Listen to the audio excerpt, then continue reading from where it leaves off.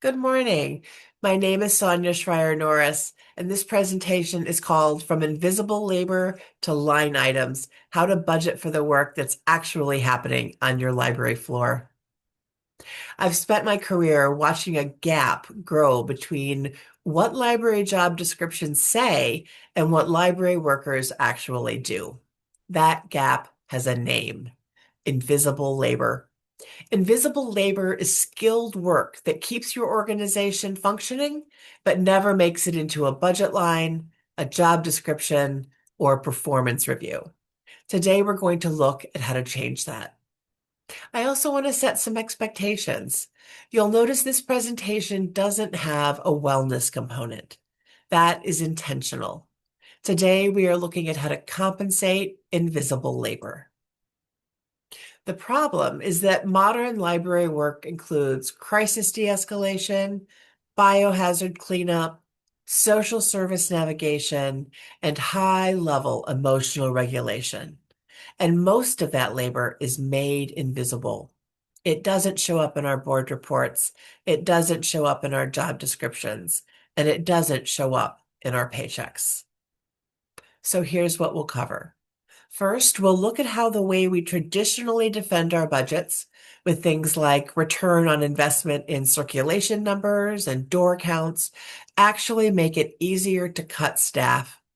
Then we'll dig into how vocational awe, a term coined by scholar librarian Fobazi Attar, functions to keep wages low and job duties expanding. From there, we'll look at new models of budget defense, specifically Rachel Ivy Clark's service valuation research at the Syracuse University iSchool. And we'll close with the HR piece, the heart of everything we're building. Job descriptions are where invisible labor either gets named and compensated or disappears entirely. We're going to look at specific language changes that reframe your staff's work from personality traits to professional competencies, changes that give you a foundation for a reclassification argument, a board conversation, or a bargaining table negotiation. We'll also talk about the legal risk of not doing this, because outdated job descriptions aren't just unfair. Under federal law, they can also be costly. Here's an example of how to address complex invisible labor in libraries. Let's look at a common descriptor in many job descriptions: maintains a welcoming environment. What does that actually require from the worker? It requires regulating your emotional display during high stress encounters. Sociologist Arlie Hochschild spent decades studying exactly this kind of work.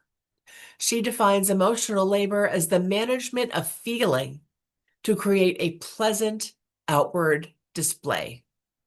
That's not a personality trait, that is a professional skill. And here's why naming it matters.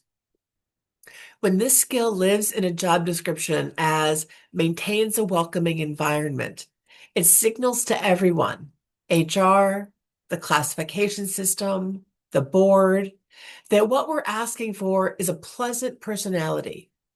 When it lives in the description as emotional regulation and trauma-informed interaction, it signals something different. It signals a skill that requires training, that can be evaluated, and that carries professional value. That's not just a language change. That's the foundation of a pay grade argument. Once again, my name is Sonya Schryer Norris. I'd be happy to give this 45-minute presentation to your audience. I'm the founder of Plum Librarian LLC and a proud third-generation Michigan library worker. I have over 26 years of experience, including 16 years as a consultant in library development for the Library of Michigan.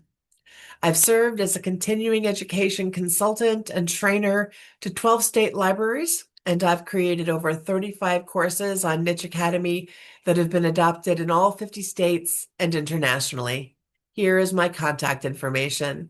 You can reach me at librarian@sonyanorris.com. That's Sonya Norris.com. And there's a headshot of me in a purple crown beside a card catalog on the screen. That's the card catalog in my living room, in fact. Please feel free to reach out anytime.